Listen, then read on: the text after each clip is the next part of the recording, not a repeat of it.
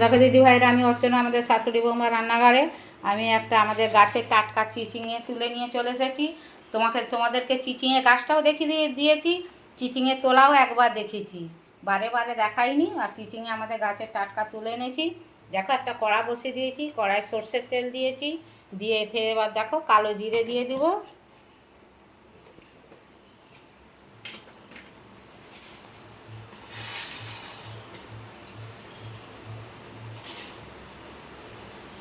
শুকনো লঙ্কা কাটা দিয়ে দেবো, শুকনো লঙ্কা কাটা দিয়ে দেবো।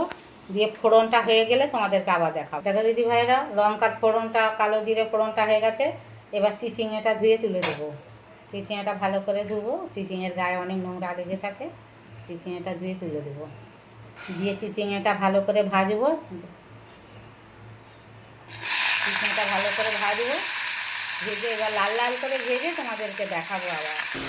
দেখো দিদি ভাইরা, আমি মিক্সির জারে শুকনো বাদাম, পোস্ত আর সাদা তিল ঘুরি নিয়েছি। এতে কাঁচা লঙ্কা দিয়ে দেবো, এই যে লাল ফালি করে কাঁচা লঙ্কা দিয়ে জল দিয়ে বেটে নেব। দেখো দিদি ভাইরা, চিচিঙেটা আমার হাফ ভাজা হয়ে গেছে।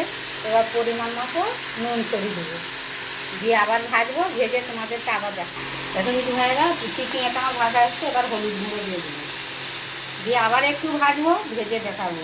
আমি যেইভাবে রেসিপিটা দেখাচ্ছি ওইভাবে রেসিপি যদি চিচিঙে দিয়ে করা হয়, একে দিয়েই ভাত খাওয়া হয়ে যাবে। একবার খেলে বারে বারে খেতে ইচ্ছা করবে। দেখো দিদি ভাইরা, চিচিঙেটা আমার দেখো লাল লাল করে ভাজা হয়ে গেছে। এবার বাদাম বাটা, পোস্ত বাটাটা দিয়ে দেবো, সাদা তিল একসাথে বেটে রেখেছি, রেখে দিয়ে দেবো। আর ভালো করে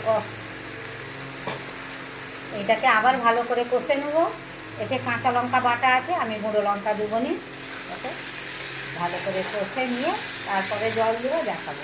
দেখো দিদি ভাইরা, এবার জল ঢেলে দেবো। সেদ্ধ হওয়ার মতো জল দিলেই হবে, কেননা এটা হালি জিনিস, এমনি নুন হলুদে ভাজা হয়েই গেছে, নরম হয়ে গেছে। অল্প জল দিয়ে সেদ্ধ হয়ে গেলে তোমাদেরকে আবার দেখাবো। দেখো দিদি ভাইরা, স্বাদ মতো হালকা চিনি ছড়িয়ে দেবো। তোমরা চিনিটা দিতেও পারো, নাও পারো। দেখো দিদি ভাইরা, আমার চিচিঙে বাদাম মাখাটা হয়ে গেছে। আমার এই রেসিপিটা না চিচিঙের বাদাম মাখা, বাদাম দিয়েই বেশিরভাগ হয়েছে। এতে কাঁচা লঙ্কা ওপর থেকে একটু ছড়িয়ে দেবো, একটু কাই কাই থাকবে, তাহলে ভাত দিয়ে মাছ খেতে সুবিধে। একটু সর্ষের তেল ছড়িয়ে দেবো, ব্যাস রেসিপিটা আমার হয়ে গেছে পুরোটা।